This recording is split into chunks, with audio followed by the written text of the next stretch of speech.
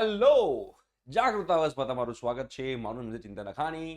ધોરણ 10 ગણિત. તમે બેઝિક મેથ્સની તૈયારી કરી રહ્યા હો કે સ્ટાન્ડર્ડ મેથ્સની તૈયારી કરી રહ્યા હો, ગુજરાતી મીડિયમમાં હો, તો આજનો આ લેક્ચર તમારા માટે છે. સમાંતર શ્રેણી ચેપ્ટર ચાલી રહ્યું છે. આગળનું ચેપ્ટર જે બધા વિડીયો જોવાના બાકી હોય તો ડિસ્ક્રિપ્શન બોક્સમાં પ્લેલિસ્ટની લિંક છે, એની પર ક્લિક કરી તમે આગળનું જોઈ શકો છો. અને ચેનલને સબસ્ક્રાઇબ કરવાનું ભૂલતા નહીં. યસ, અને તમારે 10મા ધોરણનું ફ્રી ઓફ કોસ્ટ મટીરિયલ જોઈતું, આપણે વિડીયો લેક્ચર્સ તો લઈ જ રહ્યા છીએ, ફ્રી ઓફ કોસ્ટ મટીરિયલ જોઈતું હોય તો ડિસ્ક્રિપ્શન બોક્સમાં અમારા વેબસાઇટની પણ લિંક છે, જરૂરથી વિઝિટ કરજો. ત્યાં આગળ તમને બધું મટીરિયલ મળી જશે. ઓકે, તો હવે આપણે સમાંતર શ્રેણીમાં પ્રથમ પદ કોને કહેવાય, તફાવત કોને કહેવાય, એ બધી વસ્તુ આપણે જોઈ કાઢી હતી. તો આજથી આપણે સ્વાધ્યાય 5.1 જે છે એની શરૂઆત કરીશું, જેના કારણે તમને લોકોને આઈડિયા આવે. રાઈટ?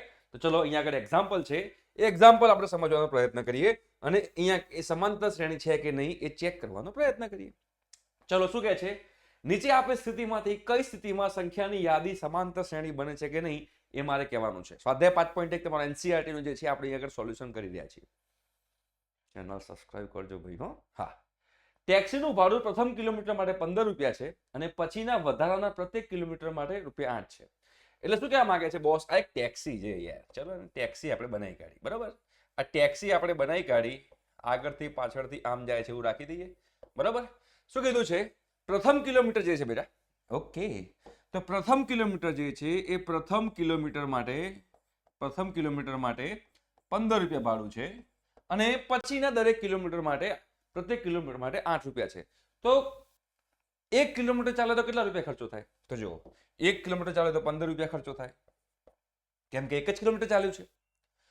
1 કિલોમીટર ચાલ્યા પછી આગળના જેટલા પણ કિલોમીટર છે એમાં પ્રત્યેક કિલોમીટરનું ભાડું 8 રૂપિયા છે. મતલબ કે કોઈ વ્યક્તિ 1 કિલોમીટર મુસાફરી કરે છે, 1 કિલોમીટર, તો એને 15 રૂપિયાનો ખર્ચો થશે. સીધી વસ્તુ છે.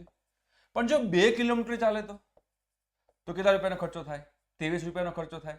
કેમ? પહેલા કિલોમીટરના 15 રૂપિયા અને બીજી કિલોમીટરના 8 રૂપિયા, તો 2 કિલોમીટર ચાલે તો 23 રૂપિયા ખર્ચો થાય. જો ત્રીજું કિલોમીટર ચાલે, કોઈ એક વ્યક્તિ એવો છે કે 3 કિલોમીટરની મુસાફરી કરી, તો પહેલા કિલોમીટરના 15 રૂપિયા, બીજા કિલોમીટરના 8 રૂપિયા અને ત્રીજા કિલોમીટરના 8 રૂપિયા, એટલે 15 + 8 23, 23 + 8 31. તો અહીંયા થઈ ગયા તમારા 31 રૂપિયા. અહીંયા થઈ ગયા તમારા 31 રૂપિયા. તો જુઓ, જે 4 કિલોમીટર ચાલશે શું થશે?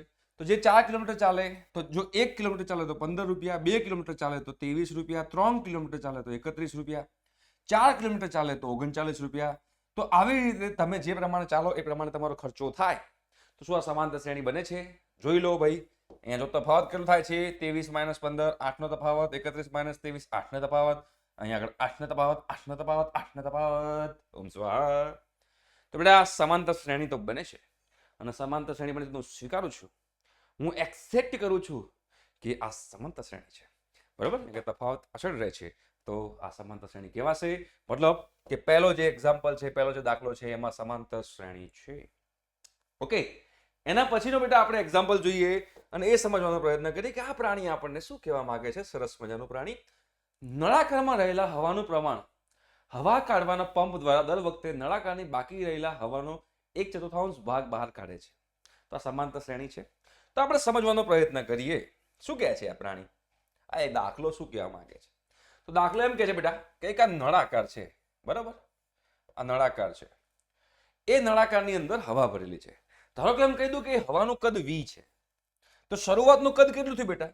હવાનું કદ, શરૂઆતનું કદ થયું, શરૂઆતનું જે કદ જે છે આપણે માની લઈએ v છે. હવે એમાંથી હવા કાઢવામાં આવે છે. કેટલી હવા કાઢવામાં આવે છે? તો નળાકારમાં જેટલી હવા હોય એના ચોથા ભાગની હવા બહાર કાઢવામાં આવે છે. એના 1/4 ભાગની હવા બહાર કાઢવામાં આવે છે, એવું કે છે બેટા. મતલબ કે હવામાં જે કદ છે, હવાનું જે શરૂઆતનું કદ છે, એનો ચોથો ભાગ બહાર કાઢવામાં આવે છે. મતલબ કે v/4 જેટલો ભાગ બહાર કાઢવામાં આવશે. v છે, v અંદર છે, v જેટલું હવા છે, એમાંથી એનો ચોથો ભાગ બહાર કાઢી નાખવામાં આવ્યો. તો ચોથો ભાગ બહાર કાઢવામાં આવ્યો, તો બાકી રહેલી હવા કેટલી થઈ? બાકી રહેલી હવા, તો બેટા બાકી રહેલી જે હવા છે એ તમારી શું થઈ જશે? v - v/4. 4 તમે લસા લો તો શું થાય? 4v - v એટલે કે 3v/4. હવે નળાકારમાં કેટલી હવા રહી? તો બેટા હવે નળાકારમાં આટલી હવા રહી. પહેલા કેટલી હવા હતી? પહેલા આટલી હવા હતી. પણ જે હવા હતી, જે નળાકારમાં હવા હતી એનો ચોથો ભાગ બહાર કાઢી નાખ્યો, મતલબ આ બહાર કાઢી નાખ્યો, ફેંકી દીધો. તો એ ફેંકી દીધો તો મારે એમાંથી બાદ કરવો પડે. તો v minus v by 4, 3v by 4. સખત. તો આટલી હવે બાકી રહી. હવે આ બાકી રહી તો હવે ચેક કરવાનું છે આ ક્યાં બાકી રહી, આટલી હજુ આ નળાકારની અંદર છે. તો હવે આનો ચોથો ભાગ તમારે બહાર કાઢવાનો છે. તો આનો ચોથો ભાગ શું થાય? તો આનો ચોથો ભાગ શું થાય? 3v બાય 16, બીકોઝ આપણે એના 4 વડે ભાગશું. આનો ચોથો ભાગ મતલબ આટલી હવા નળાકારમાં હતી, હવે એનો ચોથો ભાગ બહાર કાઢ્યો. તો હવે અંદર બાકી રહેલી હવા કેટલી થાય બેટા? જો ચેક કરો મારા દીકરાઓ, અંદર બાકી રહેલી જે હવા છે, બાકી રહેલી હવા કેટલી થશે? તો 3v by 4 minus 3v by 16. તો હવે 16 લસા લઈએ તો અહીંયા 12v થાય, માઇનસ 3v થાય, મતલબ કે 9v બાય 16. આટલી હવા હવે અંદર બાકી રહી. તો પહેલા કેટલી હવા બાકી રહી હતી જુઓ, તમને ખબર પડે. પહેલા કેટલી હવા બાકી રહી હતી? પહેલા v જેટલી સ્ટાર્ટિંગમાં હવા હતી, શરૂઆતમાં v હતી. પછી કેટલી બાકી રહી? પછી 3v બાય 4 બાકી રહી. એના પછી કેટલી બાકી રહી? 9v બાય 16 બાકી રહી. આ રીતે ચાલ્યા કરે. તો ચેક કરો સમાંતર શ્રેણી બને છે કે નહીં, ચેક કરો. તો હવે તમે જોશો બેટા અહીંયા આગળ તમે લોકોને આઈડિયા આવશે. તો આ બેનો તફાવત કરો. શું થાય? 3v બાય 4 માઇનસ v કેટલા થાય? 4 લસા લો તો શું થાય? 3v માઇનસ 4v ના છેદમાં 4, મતલબ માઇનસ v બાય 4. આ બંનેનો તફાવત જે છે માઇનસ v બાય 4 છે. હવે બેટા તમે આ બંનેનો તફાવત લો ને બેટા, શું થશે? 9v by 16 minus 3v by 16. બરાબર, 3v બાય 16 નથી. ઓકે પોપટ, 3v બાય 16 નથી, 3v બાય 4 છે. ઓકે, તો 3v બાય 4 છે. આ બેનો તફાવત લો, આ બેનો તફાવત. તો બેટા 16 તો લસા રહેશે, તો અહીંયા આગળ તો 9v જ રહેશે. અહીંયા કેટલું રહેશે? માઇનસ 12v રહેશે. તો માઇનસ 3v બાય 16 આવશે. મતલબ કે આ બેનો તફાવત જે છે બેટા એ બેનો તફાવત માઇનસ 3v બાય 16 છે. તો જો આ બેનો તફાવત કેટલો હતો? Minus v by 4. આ બેનો તફાવત માઇનસ 3v બાય 4 થયો. મતલબ કે અહીંયા આગળ બોસ તફાવત અચળ નથી રહેતો. તો હું સ્વીકારું છું કે તફાવત અચળ રહેતો નથી. તો ટીમ ટપાક ડમડમ શું છે બોસ? બોસ આ સમાંતર શ્રેણી નથી. તો બેટા આ તમારી સમાંતર શ્રેણી નથી. પહેલી જે હતી એ તમારી સમાંતર શ્રેણી હતી, બીજી જે છે તમારી સમાંતર શ્રેણી નથી. હમ સબકા મકસદ એક ही है, ટીમ ટપાક ટમડમ, 99 માર્ક્સ. બરાબર, ચલો એના પછી અહીંયા આગળ ત્રીજો એક્ઝામ્પલ જોઈએ આપણે બેટા. શું છે? પ્રત્યેક મીટરના ખોદકામ બાદ એક કૂવો ખોદવા માટે લાગતો ખર્ચ પ્રથમ મીટરના 150 રૂપિયા અને પછીના પ્રત્યેક મીટર દીઠ 50 પ્રમાણે વધતો જાય છે. આ તો પહેલા જેવું જ થયું, પહેલો અને ત્રીજો સેમ જ છે. પ્રથમ મીટરનો કેટલો ખર્ચો છે બેટા? પ્રથમ મીટર જે છે, પ્રથમ મીટર ખાડો ખોદવો હોય તો પ્રથમ મીટરનો ખાડો ખોદવા માટેના કેટલા રૂપિયા છે બેટા? 150 રૂપિયા છે. Very good. તો એ આપણે 150 રૂપિયા લઈ લીધા. બરાબર છે.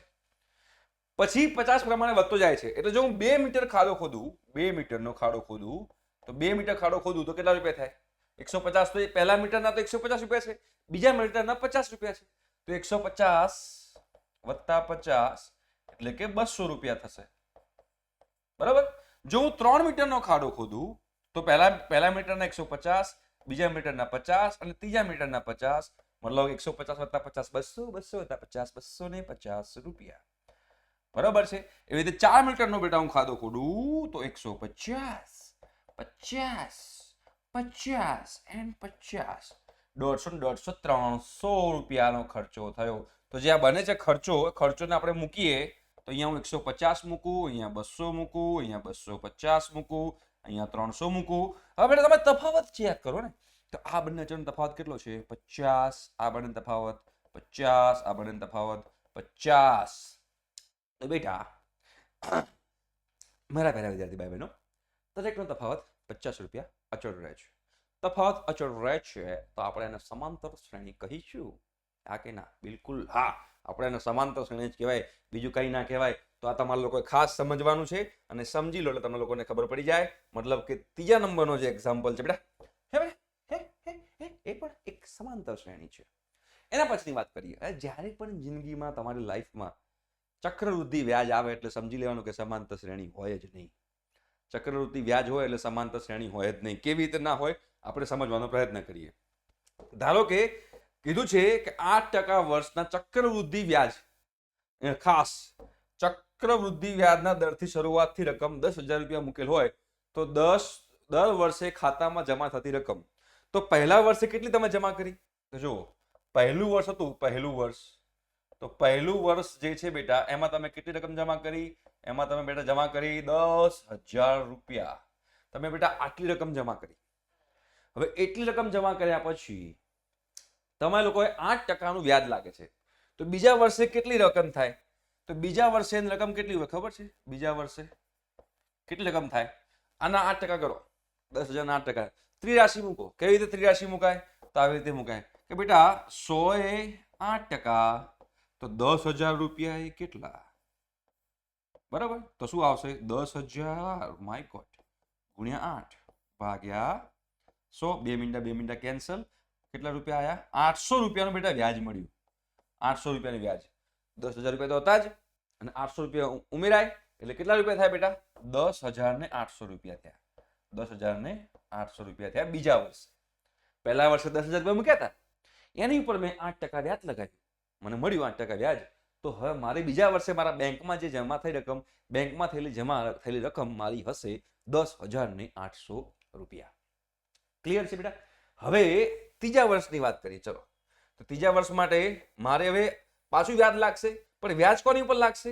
વ્યાજ આની ઉપર લાગશે, કેમ કે ચક્રવૃદ્ધિ વ્યાજ છે. તો જે નવી રકમ બની, જે નવી રકમ મારી બેંકમાં જમા થઈ એની 5% વ્યાજ લાગે. તો પાછું હું ત્રિરાશિ મૂકું બેટા, તો શું મુકાય બેટા? 100 એ 8% ચક્રવૃદ્ધિ વ્યાજ છે, 8% વ્યાજ છે. તો 10,800 એ કેટલા રૂપિયા? તો 10,800 ગુણ્યા 8 ભાગ્યા 100. 108 ગુણ્યા 8 કેટલા થાય? કરો 108 ગુણ્યા 8, 8 64, વધી પડી 6, તો અહીંયા 6, 8 એકા 8, 864 રૂપિયા જે તમારે આમાં ઉમેરવાના. તો મારે ત્રીજા વર્ષે કેટલી રકમ થાય? 10,800 વત્તા 864, 4, 6, 16, 1, 11,664 રૂપિયા થઈ. કેટલી રકમ થઈ બેટા? 11,664 રૂપિયા. તો ત્રીજા વર્ષે મારી રકમ કેટલી થઈ બેટા? ત્રીજા વર્ષે તમને ખબર પડે તો ત્રીજા વર્ષે મારી રકમ થઈ 11,864 રૂપિયા. તો હવે તમે જુઓ આ સમાંતર શ્રેણી બને છે કે નહીં. આ બંને વચ્ચેનો તફાવત કેટલો છે તમે જુઓ. આ બંને વચ્ચેનો તફાવત તમે જુઓ, તમને ખબર પડે. આ બંને વચ્ચેનો તફાવત છે 800 રૂપિયા. આ બંને વચ્ચેનો તફાવત 800 રૂપિયા છે. આ બંને વચ્ચેનો તફાવત 864 રૂપિયા છે. ભાઈ તફાવત અચળ રહેતો નથી. જો આ પહેલું પદ, આ બીજું પદ, આ ત્રીજું પદ, પહેલા બે વચ્ચેનો તફાવત 800 રૂપિયા, બીજા બે પદો વચ્ચેનો તફાવત 864 રૂપિયા. બેટા તફાવત અચળ રહેતો નથી, અને તફાવત અચળ રહેતો ના હોય તો એને આપણે સમાંતર શ્રેણી ના કહી શકીએ. રાઈટ? તો મતલબ કે ચોથા નંબરનું જે છે બેટા એ તમારી સમાંતર શ્રેણી નથી. એટલે હવે તમને ખબર પડી ગઈ. શું ખબર પડી ગઈ? પહેલું સમાંતર શ્રેણી છે, બીજું નથી, ત્રીજું છે, ચોથું નથી. રાઈટ? એના પછીનો આપણે એક્ઝામ્પલ દાખલો જોઈએ કે બેટા અહીંયા પ્રથમ પદ આપેલું છે, તફાવત આપેલા હોય તો એના સમાંતર શ્રેણીના પ્રથમ 4 પદ શોધવાના છે. ઓહો, જો આ તો બહુ સિમ્પલ એક્ઝામ્પલ છે, આપણને આવડી જાય એવો જ છે. શું કીધું છે બેટા? એ બરાબર શું છે બેટા? એ બરાબર 10 છે, અને ડી બરાબર શું છે બેટા? ડી બરાબર બી 10 છે. તો પ્રથમ પદ શું કહેવાય? 10. બરાબર? અને A1 બી કહેવાય. પ્રથમ પદને આપણે A1 બી કહીએ. એક બી કહેવાય, A1 બી કહેવાય. A1 10. તો એ તો શું થાય? તફાવત ઉમેરતા જાઓ.